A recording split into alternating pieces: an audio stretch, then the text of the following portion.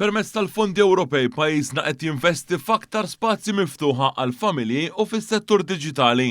Dan intqal mill-Ministru Stefan Zrinzo Azzopardi meta il-Parlament iddiskuta l-estimi għad-Dikasteru għal fondi Ewropej u l-implementazzjoni tal-manifest elettorali. Fid-diskors tiegħu il-Ministru Zrinzo Azzopardi semma kif fix-xhur li ġejjin se jitħabbru skemi ta' għajnuna u inċentivi għall-intrapriżi biex jaddottaw sistemi li jaħdmu bl-intelligenza artifiċjali b'investiment ta' 30 miljun euro u tkellem ukoll kif permezz tal-fondi Ewropej għaddejja ħidma dwar proġetti ta' spazji miftuħa.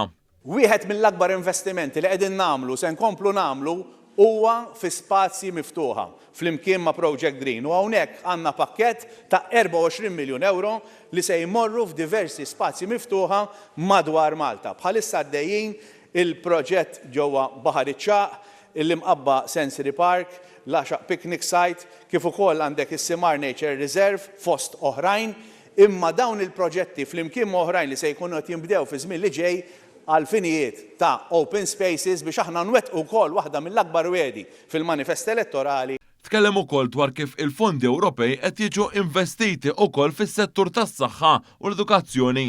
Waqt din is-seduta tkellmu wkoll id-deputati Carmelo Abela, Edward Zamit Lewis u Rea Abela li referew għal mod kif pajjiżna qed jagħmel suċċess mis-sħubija tal-Unjoni Ewropea b'mod speċjali fl-użu tal-fondi allokati.